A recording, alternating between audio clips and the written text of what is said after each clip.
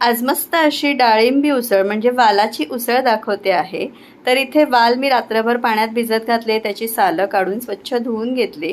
फोडणीसाठी कढईमध्ये घेतलं आहे तेल, त्यामध्ये जिऱ्याची आणि कढीपत्त्याची फोडणी केली, त्यावर हिंग घातला, मध्यम आकाराचा कांदा बारीक चिरून घातला आणि हा छान असा परतून घेते आहे। कांदा परतून होईपर्यंत दुसऱ्या बाजूला मी कांदा खोबऱ्याचं वाटण सुद्धा करायला ठेवलं आहे, जे मी नेहमी माझ्या उसळ किंवा काही भाज्यांमध्ये वापरते। तर ते मी करायला ठेवलं आहे।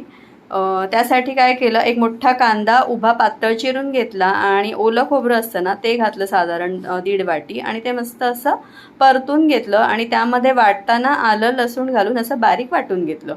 आता इथे कांदा मस्त लाल झाल्यावर त्यामध्ये कोरडे मसाले घातले, ज्यात मी हळद, धणा जिरा पावडर, लाल तिखट, मालवणी मसाला, थोडासा गरम मसाला सुद्धा घातला होता आणि हे सगळे मसाले ना तेलावर असे मस्त परतून घ्यायचे छान असे, तर त्याचा रंग खूप छान येतो भाजीचा यासाठी। त्यानंतर हे जे वाल आपण सोलून ठेवले होते आणि धुवून ठेवले होते ते यावर घातले आणि हे आता हलक्या हाताने परतून घ्यायचे, जास्त ढवळायचे नाही, नाही तर ते तुटतात।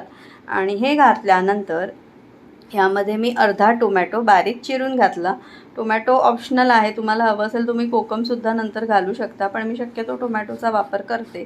टोमॅटो घातल्यानंतर मस्त असं हे परतून घ्यायचं। त्यानंतर चवीपुरतं मीठ घातलं, मीठ घातल्यानंतर गरम पाणी घातलं मी यामध्ये शिजण्यासाठी। खूप म्हणजे थंड पाणी शक्यतो नाही घालायचं, नाही तर भाजीला छान असा रंग येत नाही। ते टोमॅटो थोडासा जाड कापला होता म्हणून चमच्याने असा मी तो मोडून घेते आहे।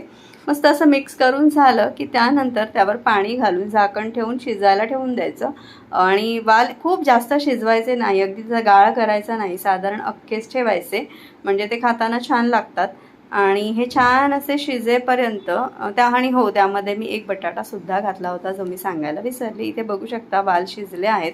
2 चमचे ते कांदा खोबऱ्याचं जे वाटण केलं होतं ते घालायचं, अगदी थोडं घालायचं, मस्त मिक्स करून घ्यायचं आणि कन्सिस्टन्सी जेवढी हवी असेल तेवढं पाणी घालायचं। इथे थोडे वाल माझे जास्त शिजले आहेत, पण शक्यतो ते जास्त शिजवायचे नाही। त्यानंतर चिंच गुळाचं थोडंसं पाणी घातलं, अगदी नावापुरतं, कारण टोमॅटो आहेच त्यामध्ये, आणि वरून मस्त अशी कोथिंबीर पेरली आणि चमचमीत झणझणीत अशी ही वालाची किंवा डाळिंबी उसळ तुम्ही जे म्हणत असाल ते खाण्यासाठी तयार आहे।